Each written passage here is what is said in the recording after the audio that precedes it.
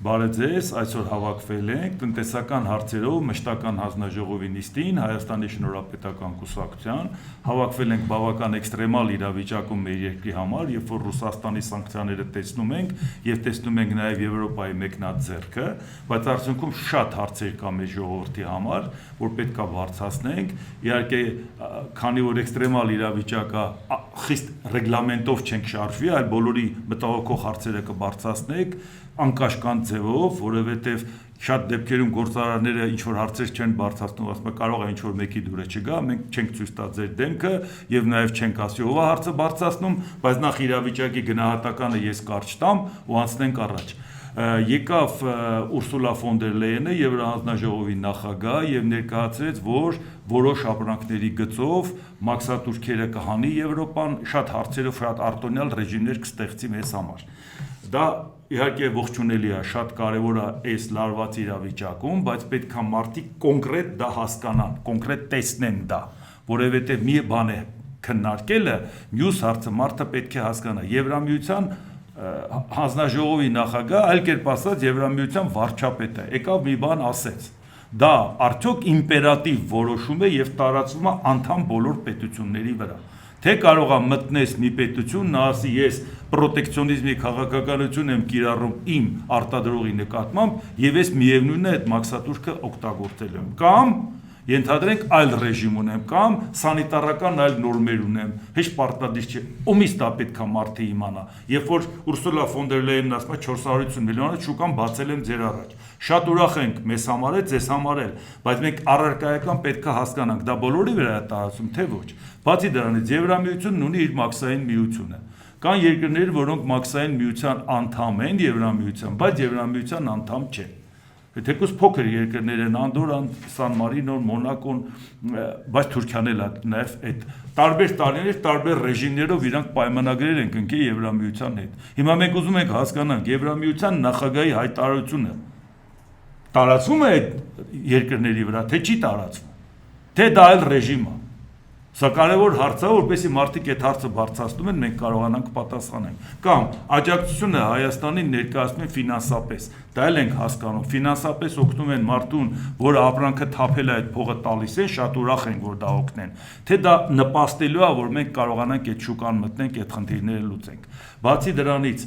նաև մենք տեսնում ենք մի հարց։ Ռուսաստանը սահմանափակում մտցրեց, որի պատճառով մենք դա զուգադիպեց էներգետիկ ճգնաժամի հետ Ռուսաստանի։ Այդ ընթացքում մեր արտադրողները ապրանքը տանում են Ռուսաստան։ Շատ լավ բոլորդ էլ պատկերացնում եք, շփվում եք, գիտեք, որ այնտեղ պայմանագրային հարաբերությունները ապրանքը ստանում է, տալիս է պահեստներին, պահեստներից ցրում են մնացած բոլոր իրենց մասնաճյուղերին։ Եվ այդ պայմանագրերը հստակ ժամկետ է դրված ժամանակացույցով։ Մի հատ օր շեղվես, դա տուգանքի տակ ես ընկնում։ Հիմա եթե այսօր էներգետիկ ճգնաժամը Ռուսաստանում, ապրանքը չես կարողանում Ռուսաստան տանես, որովհետև չգիտես, դու կվերցնես ուրիշ ապրանք հետ բերես, կամ ինչ կնստի, կամ վառելիք կունենաս, թե չէ։ Այդ դեպքում քեզ կարող են տուգանել։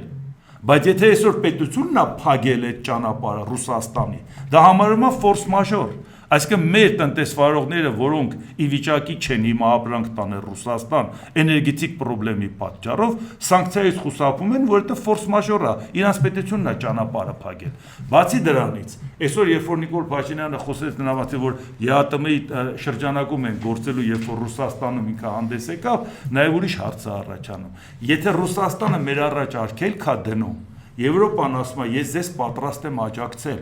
որովհետև դուք խնդիր ունեք, ու ինչ-որ միտեղ համարում է, որ նաև իրանց պատճառով խնդիր ունենք, Հայաստանը բռնել է Եվրոպայի ճանապարհը, բայց այդ պարագայում, եթե հանկարծ պարզվի, որ Ռուսաստանը մեր առաջ ճանապարհը բացել է, Եվրոպան իրան այդքան պարտավորված չի զգալու մեր առաջ, որովհետև այսօրվա պարտավորվածությունը քաղաքական որոշում է, կկանգնի կասի ժողովուրդ ջան, լավ է Ռուսաստանը պատրաստ է քո ապրանքը ընդունել, եւ որ դու չես կարողանում ապրանքը տանես, բերես վառելիքի պատճառով, դա ինչ խնդրեմն է, որ դու ձեռ չես քաշում ԵԱՏՄ-ից։ Այսինքն մեր բախտը բերեց Ռուսաստանի սանկցիան զուգադիպեց էներգետիկ ճգնաժամի հետ եւ Եվրամիությունը ձեռք մեկնեց։ Վաղը եթե դու Ռուսաստանի հետ հարաբերությունը լավացնես, բայց ապրանք չկարողանաս տանես, խնդիր ես ունենալու։ Այլևս քեզ չեն աջակցելու։ Որտեւ այդ աջակցությունը քաղաքական որոշում է։ Բացի դրանից, մենք ուզում ենք հասկանանք, այդ հայտարարությունը ինչ ժամկետ ունի։ Ի վերջո, մենք պետք է չհասկանանք այդ ժամկետը մի քանի ամիս է, մի ամիս է, որպեսզի հասկանանք ինչ արագությամբ ենք այդ խնդիրը լուծում, որ հետո երբ որ այդ ֆորս մաժորը դուրս եկավ, մենք ի վիճակի ենք եվրոպական շուկա մտնել, թե չէ։ Բացի դրանից Եվրոպան որոշակի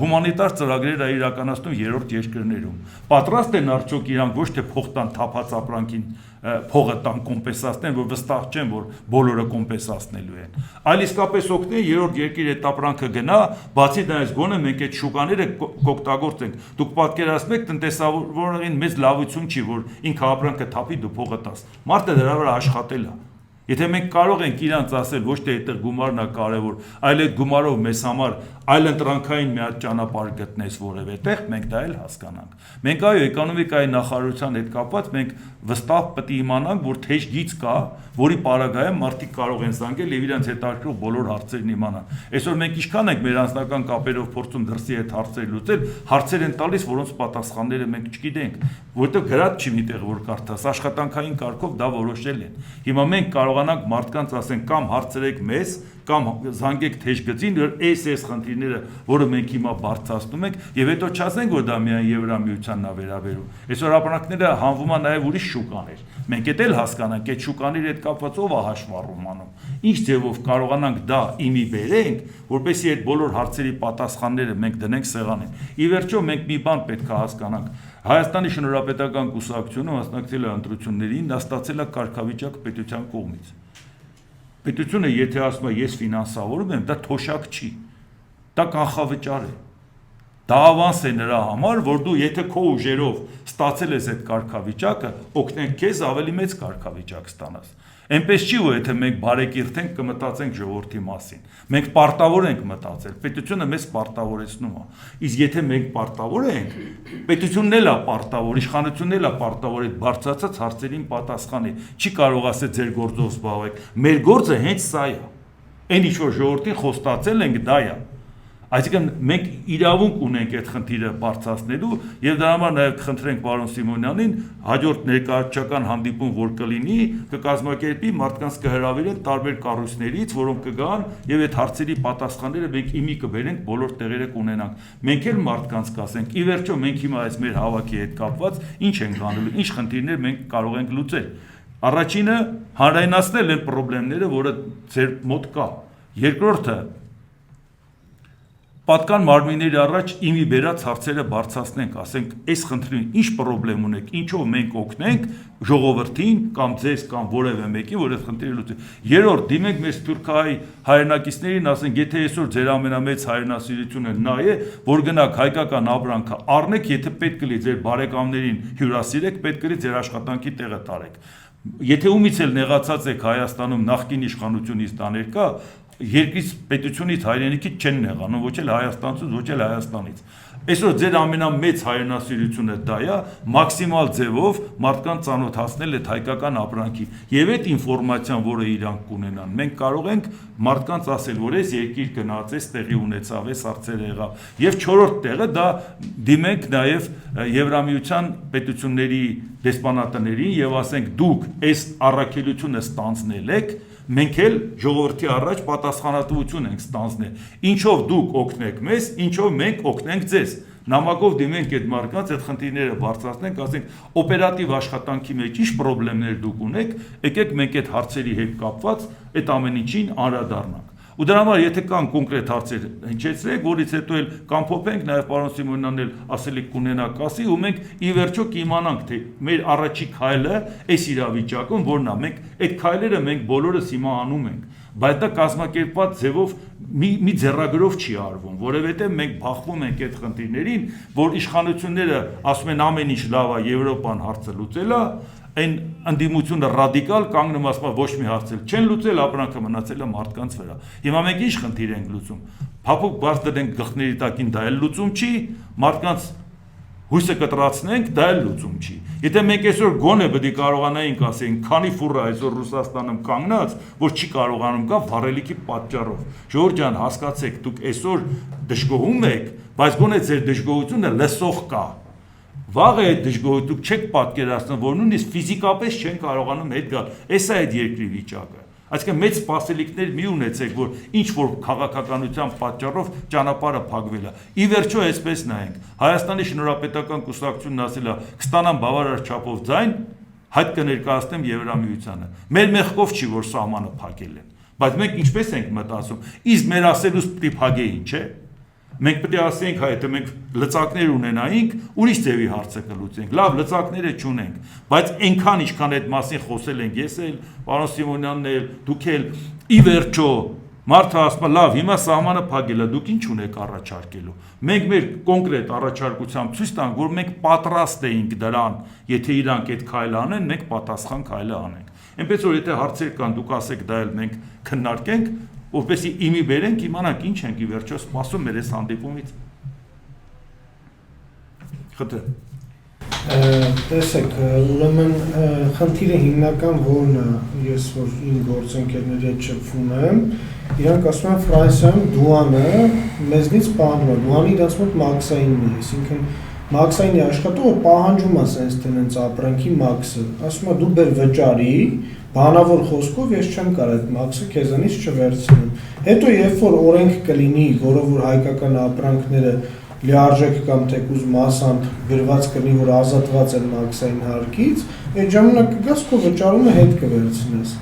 Այսինքն հստակ ժամկետ չկա, որ մարդը իմանա թեկուզ լավ ես տանեմ, մի ամսից մեկը փոխվելու է, մաքսը դուրս է գալու։ Այստեղ մարդու մոտ մի օրվա, երկու օրվա խնդիր է, ոչ թե ամիսների էլի, այսինքն ինքը այդ ապրանքը կարա տանի թափի, եթե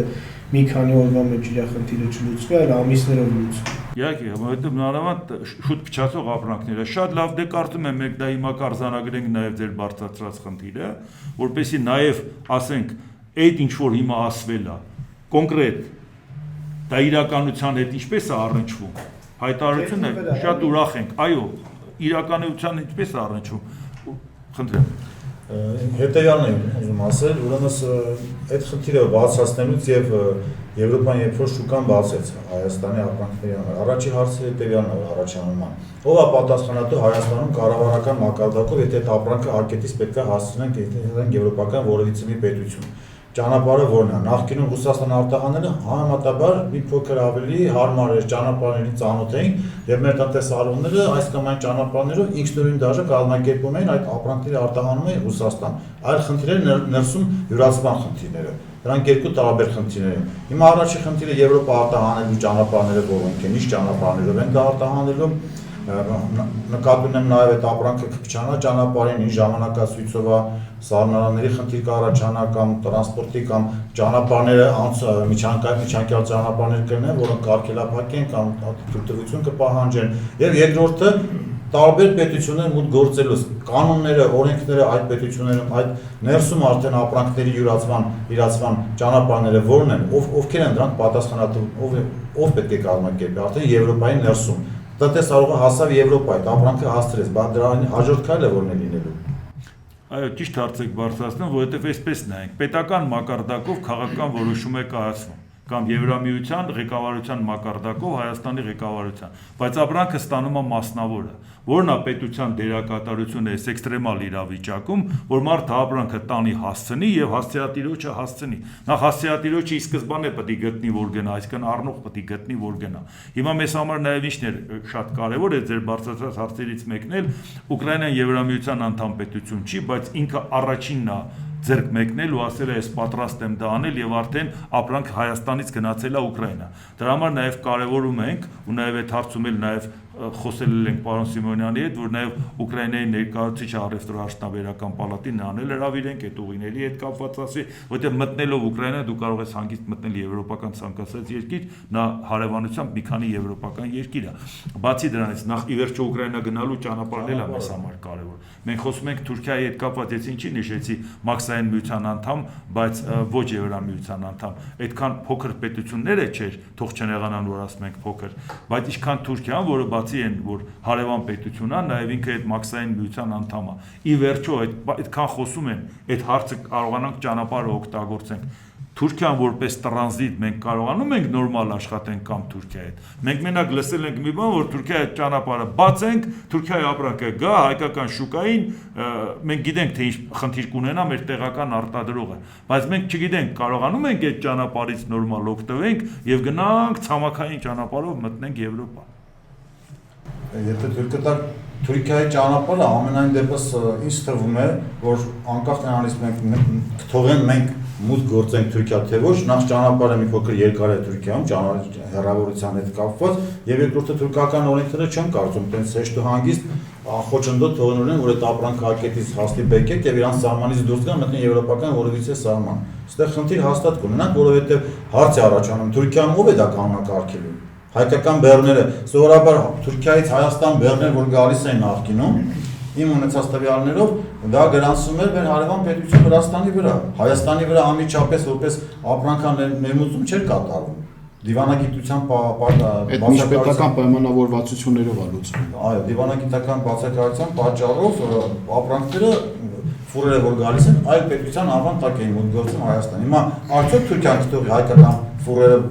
ապրանքներով բացված ֆուրերը մտնեն իր երկրի տրանզիտը օգտագործում ու դուրս գան դեպի Եվրոպա։ Այս հարցի պատասխանը ունեն կառավարական որևիցե պատասխանատու եւ երկրորդը կցանկանայի ավելացնել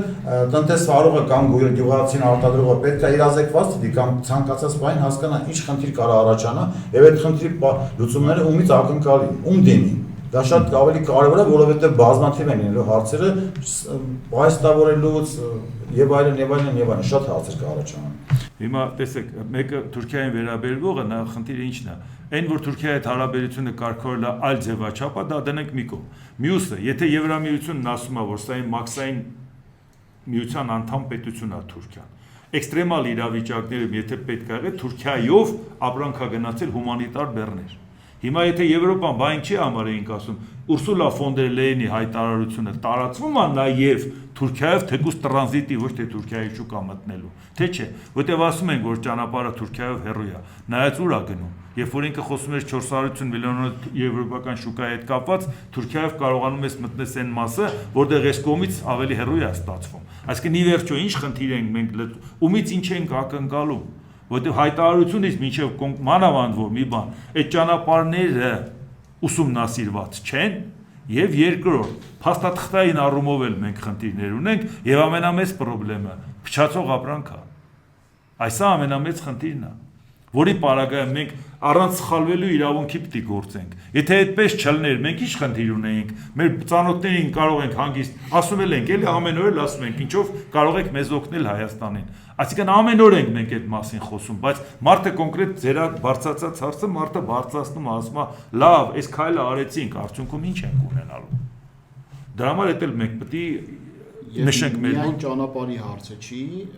Թուրքիայի տրանզիտ ուղիները կարող աշխատեն մինչև նավահանգիստ։ Օրինակի համար պարտադիր չի դու մինչև Կոստանդնուպոլ, Ստամբուլ գնաս։ Կարա գնա մինչև Տրապիզոն, Սամսուն, Տրապիզոն, այնտեղ սառնարանային տնտեսություն, եթե պետք լինի Հայաստանի Հանրապետությունը կազմակերպի, հետո լաստանավային փոխադրում իրականացվի դեպի Եվրոպա։ Այսինքն ամեն դեպքում լաստանավային փոխադրումները մեզ համար հրատապ հարց են դառնում։ Այն որ ասում են լաստանավի կարիք չկա, դա հրատապ հարց է դառնում լաստանավային փոխադրումները։ Այնպես որ եթե Մարգարայի կամուրջով անցնում է բեռները գնում է դեպի Տրապիզոն, մի քանի ժամում կարա հասնի Տրապիզոն։ Մոտ է, շատ հեռու չի։ Եվ այդ Տրապիզոնում, եթե սառնարանային տնտեսություն կա, այնտեղ պահեստավորման կարճաժամկետ հնարավորություն լինեն շուտ փչացող ապրանքների համար, այնուհետև լաստանավով շատ արագ կարելի է տեղափոխել դեպի Եվրոպա։ Կներեք մի բան ասեմ, լաստանավի հետ կապված Ուկրաինան նախաձեռնեց դա, որ լաստանավը լինի, բայց մերոնցից հայտ չներկայացրեցին։ Քանի անգամ Հայաստանին ասել են, քանի անգամ ինձ էլ են ասել, ասում են, լավ, ինչի Հայաստանին չի հետարկվում, որպես այլընտրանք պատրաստեք գոնե, ասում են մի քիչ թանկ անստում, ասում են ոչինչ, դու գոնե այդ մարշրուտը ունեցեք, մենք մշտական այդ լաստանավը օգտագործենք։ Ադրբեջանը պատվիրում էր, ասում էր, եթե լաստանավն աշխատի, ես բեռ կուղարկեմ, Ադրբեջանին պետք չէր։ Մենակ նրա համար որ Հայաստանը չօգտվի, Հայաստանը չէր ցանկանում օգտվի։ Հիմա այսօր արդեն փաստի առաջ են կանգնում, որ դրա հնարավորությունը կա, բայց դեռ այդ մարշրուտը ուսումնասիրած չի։ Հա, լսում եմ։ Ներողություն մի բան էլ ավելացնեմ, իմիջայլոց, եթե լաստանավային տնտեսությունը զարգանում է, այստեղ մենակ թուրքական նավահանգիստները չեն խաղի։ Փոքր, վրացական այո, նավահանգիստներն են, իսկ Թուրքիայի հետ տրանզիտ իրականացնելու բանակցությունները մենակ հայ-թուրքական հարաբերությունների մակարդակում չի։ Ստե նաև Թուրքիա եւ Եմեն հարաբերությունների մակարդակում է։ Եթե մաքսային անդամ են իրանք, բնականաբար այդ հարցը կառաջանա։ Եթե քո պոտենցիալն ու քաշը դա օրենքի պահանջ էր, արդեն թուրքական կողմի համար։ Եթե քո պոտենցիալն ու քաշը չի բավարարում թուրքական պետությունից որոշակի բաներ քո օգտին վերցնելու, ապա զորաշարժի այն հզոր տերությունների պոտենցիալն ու քաշը, որոնք շահագրգռված են, որ քո ապրանքը հասնի Եվրոպա կամ միջանկյալ շուկաներ։ Իդեպ ուկրաինական Լաստանովը հենց փոթի համար էր նախատեսված, էլի։ Հա։ Ես մի առաջարկում եմ, եթե դուք Ներողություն, բայց ավետիցից հետո։ Ավակ ջան, սկզբից քո հարցը հետո նոր։ Ես ճիշտն ասած կցանկանայի, որ խոսքից անցնեին գործի, որովհետև Ուրսուլա ֆոն դեր Լայնը կարա խոսագնա ու ոչ մի բան չարվի։ Դրա համար ասենք իր արտահայտությունները, եթե դուք ասում եք, որ քաղաքական որոշումներ է, քաղաքական որոշում ասելով ինչ ենք հասկանում։ Այսինքն դուրս է գալի մենք կտրականապես, եթե նույնիսկ մի հատ գրիչ կարանք ուղարկենք Ռուսաստան չուղարկենք, միայն Եվրոպա ուղարկենք։ Ավակ ջան, քաղաքական որոշում նշանակում է այն, որ քո արտադրական պոտենցիալը եւ քո ապրանքի որակական հատկանիշները չի բավարարում, որ Եվրոպա մտնի։ Բայց եվրոպացիները ժեստ են անում, որ Հայաստանի Հանրապետությունը տնտեսական ճգնաժամի մեջ է, սա ընդ որում միջանկյալ որոշում է։ Իրանք հուր հավիտյան չեն բացել դարպասները, սա միջանկյալ որոշում է։ Այդ միջանկյալ որոշումը նրա համար է, որ դու էսպայի դրությամբ հաց ունենաս ուտես, միջև որ դու ոսկագծի թարմացում կիրականացնես, պերսոնալի կրթություն կիրականացնես, հումքի ավելի էկոլոգիապես մաքուր, եթե սա ընդամթերքի կամ առհասարակ, որ դու ցած կապահովես, հետո արդեն քաղաքական որոշումից այն կողմ տնտեսական շահադրթվածությամբ, եթե կարողանաս մտնես եվրոպական շուկա, նշանակում է քո պետությունը ցած կա կատարել։ Հիմա քաղաքական որոշում է։ Որևէ մի բան Հայաստանի Հանրապետությունում սուպերմարկետում որ վաճառվում է, Եվրոպայում չի կարող վաճառվի։ Եզակի ապրանքներ, եզակի էկոլոգիապես մաքուր ապրանքներ։ Ես մի քանի հարց ունեի, եթե կարելի է։ Խնդրեմ։ Դրա համար ասենք ես օրինակ առաջարկեի, որ արտահանման հարթակ ստեղծենք։ Այսինքն տվյալ Այդ առաջարկը, բայց հարց չի։ Հա, որ քննարկվի, ասենք։ Մեկ էլ Լաստանավերի հարցը մենք ժամանակին ասենք ունեցել ենք, 1-2 հոգի զբաղվել են դրանով, բայց այդ հարցը ընդհանուր չի ստացել, որտեղ աջակցություններ չի եղել։ Ում կողմից։ Մեր իշխանությունների կողմից։ Ինձ թվում է մենք որպեսզի ուզենանք շարժվենք, ունենք երկարատև ու կարճատև հարցեր։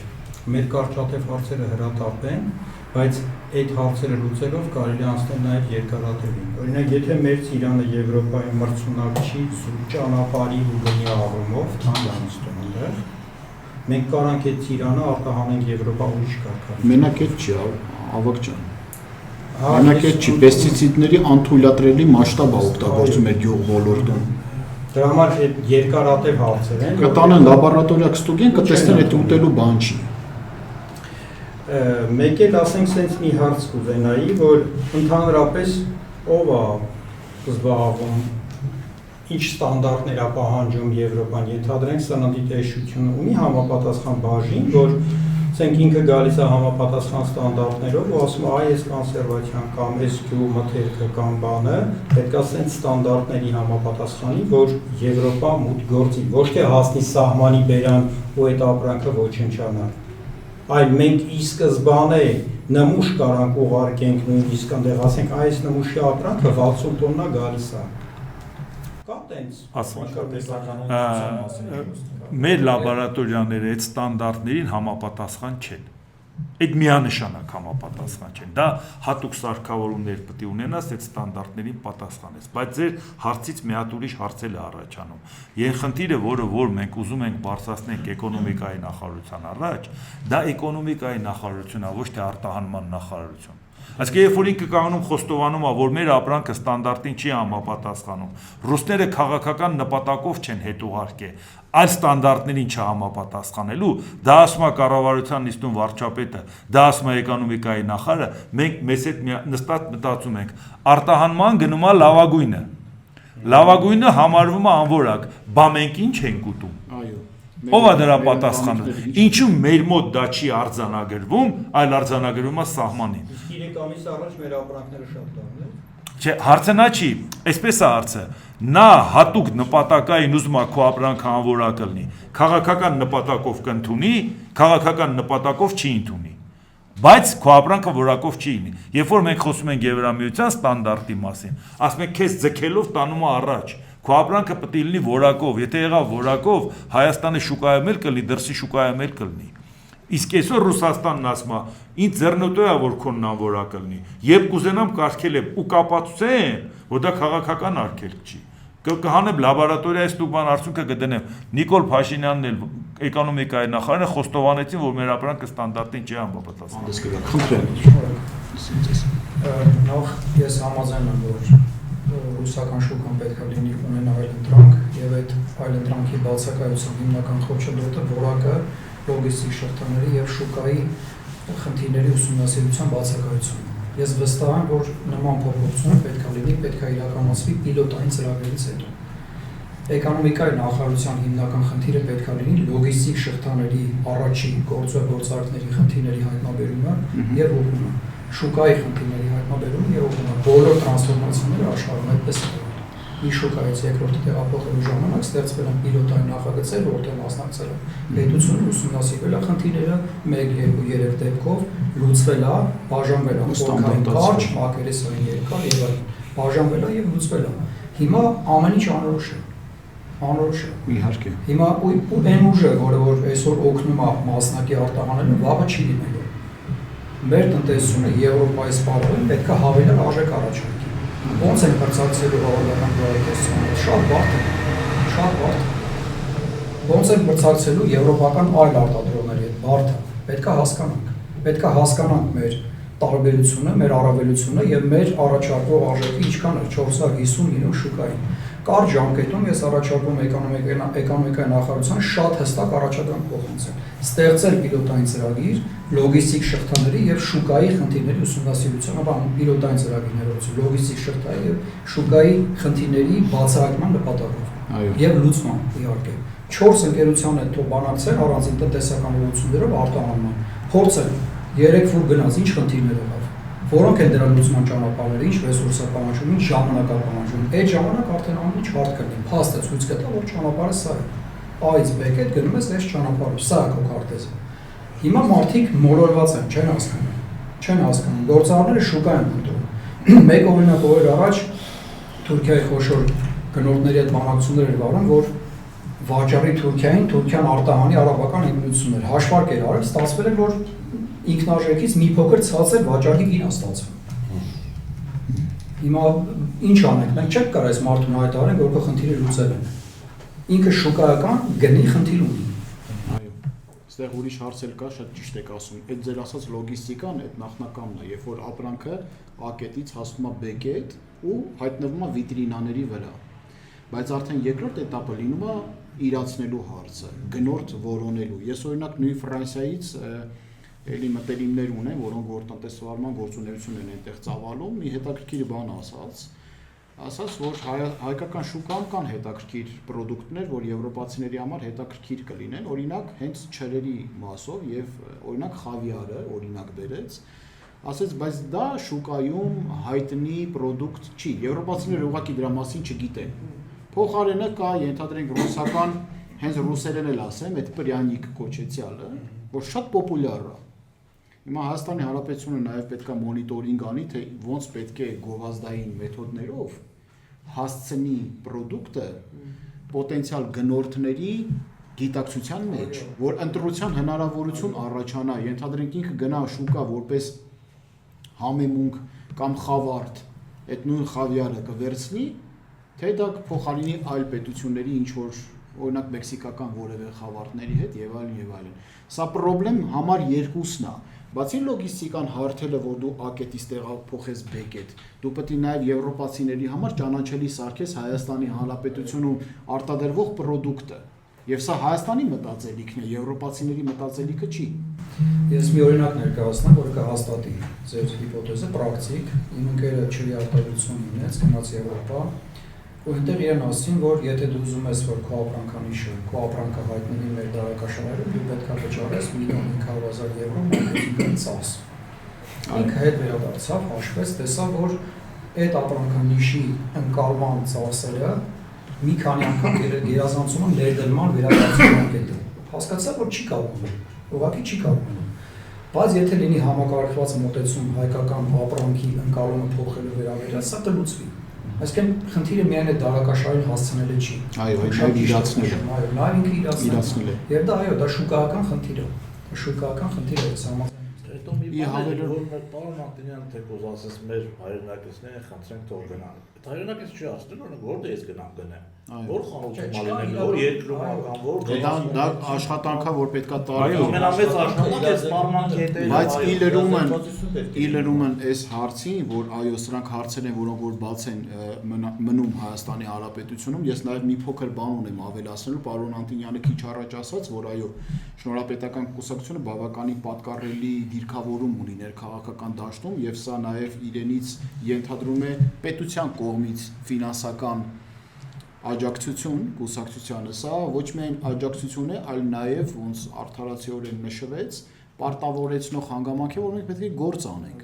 Եվ նմանատիպ հանդիպումների գլխավոր իմաստը ոչ թե պարսավանքի սյունին գամելն ու քննադատելն է, այլ լուծման ճանապարհներ որոնելն է։ Մենք հավաքվել ենք այստեղ, որ լուծման ճանապարհներ որոնենք, որտեղ ի վերջո այս նավի մեջ բոլորս ենք, եւ մոտ ժամանակներս հիմա արդեն փակ ֆորմատով կքննարկենք օրը, վայրը եւ ժամը, այնուհետեւ Հայաստանի Շնորհապետական կուսակցության կողմից հրավերներ կուղարկվեն այն անհատներին եւ կազմակերպություններին, որոնք որ մենք կմատնանշենք, բայց օգտվելով առիթից նաեւ խնդրում եմ մեր ունկնդիրներին Info Շնիկ Գուրգեն Սիմոնյան էլեկտրոնային հասցեին գրեք նամակ, թե եթե ցանկանում եք մասնակցել այդ ֆորումին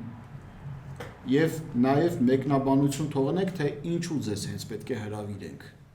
Խոշոր ձեռնարկատեր եք, միջին եւ փոքր ձեռնարկատիրությամբ եք զբաղվում, թե որևէ հասարակական կազմակերպության կամ միավորման նախագահ եք, համակարգող եք, կամ պետական որևէ մի լուրջ պաշտոնատար անձ կամ կազմակերպության ներկայացուցիչ գրեք info@gurgensimonian.com էլեկտրոնային հասցեին եւ մենք կդիտարկենք հայտը եւ սիրով կհրավիրենք։ Սա ի հավելում, որ այսպիսի ժողովներ լինելու են, ընդ որում տնտեսական հարցերով մշտական հանձնաժողովը դա հանձնաժողովներից մեկն է Հայաստանի Շնորհապետական կուսակցության կազմում, որին ես խնդրել եմ, որ պարոն Անտինյանը համակարգող որպես հանդես գա։ Մենք ունենք մի շարք այլ մշտական եւ ժամանակավոր հանձնաժողովներ, որոնք տարբեր պետությանը հուզող եւ հայ հանրությանը հուզող հարցերի վերաբերյալ հարցադրումներ կբարձրացնեն եւ հանդիպումներ կկազմակերպեն։ Սա ընդհանրապես ի հավելում են ձեր ասացին, որ այո, այս հարցերը պետք է անպայման պատասխան գտնեն եւ մենք շուտով ավելի ընդլայնված դահլիճային համաժողով կկազմակերպենք, կհրավիրենք պատկան մարմիններին, հույս ունեմ, որ չեն անտեսի, որտեղ իրենց շահերով է պայմանավորված, որ ուղղակի գան, մասնակցեն, միահամուռ կերպով լուծումներ գտնենք։ Շնորհակալություն կարող եք։ Եվ հիմա մի բան էլ ուղղակի ասեմ, տեսեք, առի տեղել է այդ մասին խոսել ենք, որ այն ռուսական ապտակը, որ եղավ փակելու, մեր համար բացեց եվրոպական շուկա էքստրեմալ իրավիճակում, որն էր դա, երբ որ Ուրսուլա ֆոն դեր Լեյենն ասում է 450 միլիոնանոց շուկա ենք բացել, դա լավ է հնչում, բայց ես մասնագիտությամբ տնտեսագետ եմ, ես ուզում եմ իմանամ, մենք ինչ ապրանք ունենք, որը կարող ենք հասցնել Չեխիա, եւ այդ նույն ապրանքը հասցնենք Պորտուգալիա։ Եվ մենք հանկարծ նայենք այդ ապրանքի որակից սկսած մինչև տրանսպորտային հարցերը։ Այսինքն այդ որ գեղեցիկ է հնչում 450 միլիոնը, կարող ենք գումարել նաև այլ երկրներ, որոնք եվրոպական են, Եվրամիության անդամ չեն, բայց երբ որ իրական հարթություն են գալ, ինչի եմ ասում, Ռուսաստանը մեզ հնարավորություն տվեց, որ ապրանքը մտցնենք եվրոպական շուկա, սկզբի համար շրջանցելու այդ նախնական ծանոթանալու խնդիրը, որովհետև մի ապրանք անգամ, եթե ցանկացած մասնագետի ասեք, մի քաղաքում է, չեմ ասում երկրում, մի քանի միլիոն դոլարի, ինչպես նշեցիք, կարող է այդ ապրանքի վրա ծախս լինի, գումարած 6 ամիս չարչարվես առնվազն, որպեսզի այդ ապրանքը կարողանաս մտցնես շուկա։ Հիմա այդ հարցը մեր առաջ բացել են, բայց դա երկար չի տևելու, քաղաքական որոշումը երկար կյանք չունի։ Եթե փոխշահավետ չեղավ այդ առևտուրը, մեր որակը չբարձրացավ, տրանսպորտային խնդիրները չլուծեցինք, հաջորդ օրը կասեն շնորհակալություն, մեր հարկատուների հաշվին Հայաստանը չենք պահելու։ Սկզբից դա կանեն, այսօր նա առնում է նաև հայկական ապրանքը հասկանալով, դու դուրս ես եկել Ռուսաստանի դեմ, ինքը դա այդպես է անցալու։ Ինքը համարում է, որ պատրաստ է ինքը դրա համար պայքարի։ Օրինակներն էլ բերում են, դուք Մոլդովայի նման, Ուկրաինայի նման, իսկ իրանք սովոր են Մոլդովային եւ Ուկրաինային օգնելու։ Այսինքն իրանք համար դա էլ է այդ ապրանքը քաղաքական որոշում, բայց դա երկար կյանք չի ունի։ Մենք ինչ ենք անհանգիստ, որ ասում ենք այնպես չլի մարդկանց ոգևորեն, որից հետո մարդը ասի, նույնիսկ եթե ապրանքը դվորակով է, տրանսպորտային ծախսով մրցունակ չի։ Ինչ ենք անում բա այդ դեպքում։ Ես մի հիպոթեզ ունեմ, չգիտեմ, այդ հարցը բարձրաձայնեմ, ճիշտ է, վերջնական պատասխան էլ չունեմ։ Մենք կարծում եմ քանակի վրա պետք է շեշտը չդրվի, էլիտարության եւ որակի վրա պետք է շեշտը դրվի, էլի, որ հայկական արտադրանքը խոստումնալից որակի մասին վկայի եւ բարձր մակարդակի Իսկ դժվար է ասել։ էլիտարության։ Դժվար չի։ Ես ինչ այլ մոլորակային ստանդարտներ չէ, այս դիտարկումները ես պատրաստ եմ, եթե առանձին պարոնտիրան ժամանակ կհատկացնի կփոխանցեմ, ռեսուրսները հոսել են այն երկրներ, որտեղ կա մարդկային կապիտալ։ Ռեսուրս չունեցող պետությունը ունեցել է ռեսուրս, մի պայման ապահովել արդյունքում։ Դա մարդկային կապիտալ, գիտելիքներ, հմտություններ, մշակույթ, վերջ։ Դա փորձած իրողություն է։ Հարաբերաբար խոսում ենք ինչի մասին։ Տրանսպորտը խնդրեմ է մեզ համար եվրոպական շուկայի։ Բայց Եվրոպայի գնորդը, բարեկեցիկ գնորդը, վճարունակ պահանջարկը բարձր է։ Եթե նա առավ որակով անուն հանած ապրանք, նա թանկ ի վիճակի է առնել։ Այսինքն, եթե չեղավ դա թանկ ու որակով, տրանսպորտը գումարեցիր ինքնարժեքի մեջ, չես տեղավորվելու։ Քաղաքական որոշումով մի հատ կտանես, հետո չես տեղավորվելու։ Այսինքն, հենց խնդիրը ինչն է, օրինակ տեսեք, հայկական շուկայում մարդը մտնում է շուկա, ասում է տեղականա թե չէ։ Խաբում են պարսկականն ու թուրքականն, ասում են տեղականա, որ առնի։ Այսինքն տեղականի անունը բարձր է։ Ռուսական շուկայում հայկական ապրանքի փոխարեն Միջին Ասիայից բերածը ծախում էին հայկականի անվան տակ, այսինքն անունը բարձր է։ Բայց այս պարագա մենք դա չունենք Եվրոպայում, առաջինը ծանոթ չեն, եւ հետո պատկերացնեք խայտարակությունը 8 միլիարդից ավել մարդ է այս մոլորակի վրա ապրում, գենետիկ մոդիֆիկացված ապրանք են տալի, որ կարողանան կերակրեն, պետություններ կան սովամահ են լնում, Հայաստանում գյուղատնտեսական նշանակության հողատեսկերի կեսը անմշակա։ Այ հիմա դուք պատկերացրեք, այս արևը, այս հողը, այս ջուրը շատ պետք է չսիրես քո երկիրը, որ անորակ ապրանք ստանաս։ Այդ ուղղակի պետք է հատուկ չարչարվես անորակ ապրանք արտադրելու համար։ Եվ չես կարող։ Իսկ եթե դու որակով արտադրեցիր, արաբական երկրները անապատային երկրներ են։ Արաբական երկիր ապրանքը էժան հաճույքով կառնի, բայց նա որակովն էլ առնում թանկ։ Նավթային երկրներ են։ Բա մենք եթե մեր ծավալը մեծ չի, մենք պետք է որակի վրա աշխատենք։ Բայց այդ պարոն Սիմոնյանը որ ասում էր, որ մեր համար դա խնդիր է առաջանալու։ Մեր տրանսպորտային հնարավորությունները նայեք, էժան ապրանքը ո՞նց ես մտցնում եվրոպական շուկա։ Բայց թանկի գնորդը ունես։ Ուղղակի դու պետք է նրան ապրանք տաս, որը ինքը ասի, գերադասում եմ հայկական որակովը, էկոլոգիապես մաքուր, նորմալ ապրանք, քան անորակ առնեմ ուրիշինը, բայց մենք այդ անունը չենք անել այնտեղ, մենք հմի չունենք այդ անունը, անունը մնացել է իրականությանը չի համապատասխան։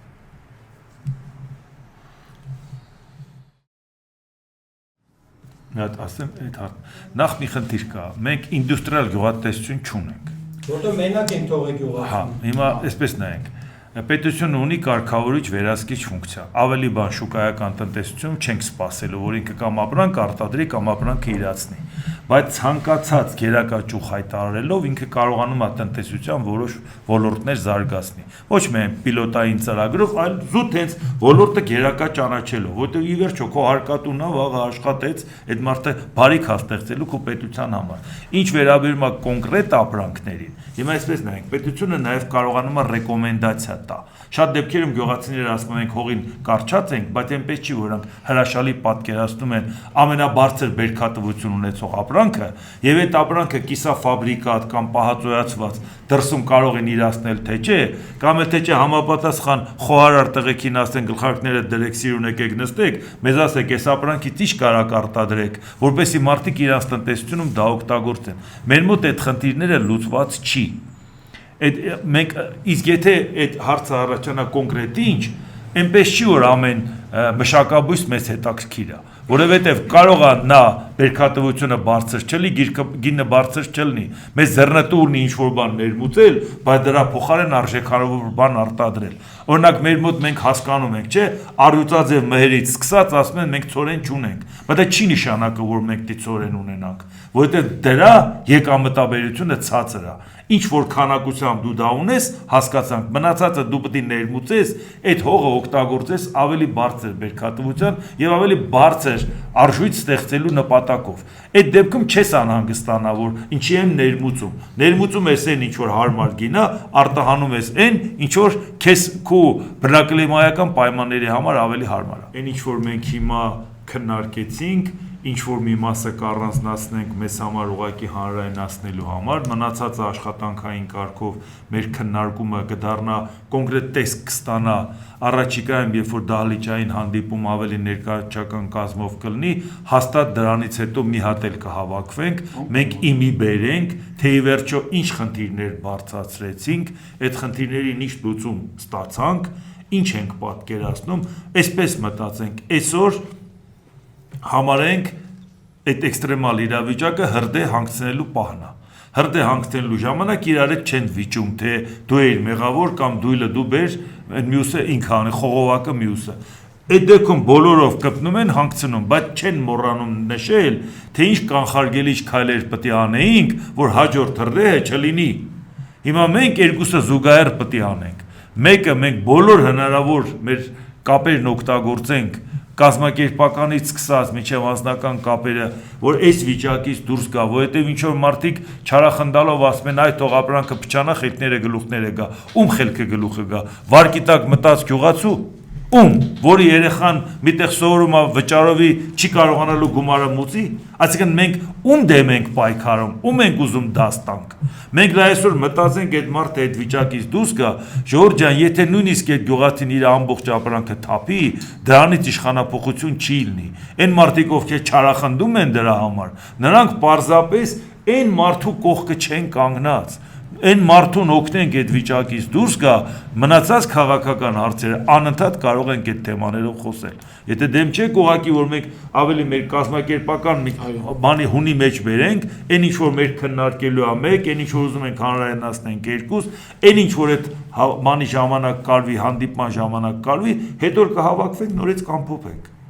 Համաձայն եք։ Ոչ միայն հետո կամփոփենք, պարոն Անտոնյան, որովհետև մենք պետք է ռազմավարությունը հարստացնենք։ Մենք առաջարկ ելիք պետք է ունենանք։ Բացի հակաճգնաժամային քայլերը, մենք պետք է ռազմավարական զարգացման քայլեր ցույց տանք ժողովրդին։ Ցույց տանք Հայաստանի Հանրապետությունը 5 տարի հետո ինչ տեսք կարա ունենա, 10 տարի հետո ինչ տեսք կարա ունենա, 20 տարի հետո ինչի ենք հավակնում։ Ես գիտեմ, որ 2050 ռազմավարական ձախողված փորձ կա։ Մշակել են այդպիսի փաստաթուղթ Հայաստանը 2050 Համեմատականներ են վերցրել տարբեր պետությունների այսօրեական իրավիճակը եւ փորձում են 2050-ին ձգտեն այսօրեական իրավիճակին առանց հասկանալու, որ տնտեսությունների շարժիչ ուժը այդ իմպակտ գործոնը բոլոր երկրներում տարբեր է։ Եվ կարող է դուք իրարես այնպիսի մի իմպակտ ներազդող գործոն, որը շատ ավելի առաջանցիկ զարգացում ապահովի քո պետության տնտեսությանը, քան ուղղակի գծային զարգացման պարագայում կարած հասնես։ Այսինքն էվոլյուցիոն զարգացումը քեզ միշտ հետ է պահելու։ Էվոլյուցիոն զարգացումով դու հետ ես ընկած լինելու արդեն առաջանցած պետություններից, որտեղ նրանք շարունակում են էվոլյուցիոն ճանապարհով էլի զարգանալ։ Առաջանցիկ զարգացում ունենալու համար ռևոլյուցիոն լուծում պետք է կիրառվի։ Լուծում, որը մինչ այդ որևէ մեկը չի կիրառել։ Լուծում, որը պետք է լինի ժամանակի հրամայական, ժամանակներ կառուցող լուծում պետք է լինի։ Ժամանակներ ստեղծող լուծումների մասին պետք է խոսենք։ Այդ պարագայում տնտեսական հարցերով մշտական հանձնաժողովի աշխատանքը 1-2 հանդիպումով չի կարող ամփոփվել։ Սա լայնածավալ աշխատանքի հնարավորություն է լինում ու դուռ է բացում լայնածավալ աշխատանքի բազմաթիվ լավ գաղափարների, բազմաթիվ լավ պրոյեկտների եւ այլն։ Այնպես որ ձեր թույլտվությամբ, պարոն Անտինյան, դուք կորոշեք, թե այս ձևաչափը երբ ավարտվում, ոնց ավարտվում, մենք արդեն տեսախցիկից անդին կորոշենք ժամկետներ, վայր, օր ու շրջանակներ, որպեսզի հրավերները լինի, իսկ այս թողարկմանը զուգահեռ, որ ես կոչ արեցի բարդիկ գրեն ինձ, որ հրավերի պարագայում դիտարկեք նրանց մասնակցության հնարավորությունը, գրեք ընկերներ, մենք անպայման կդիտարկենք։ Դերում այսօր այսքանը, շնորհակալություն։ Շնորհակալություն։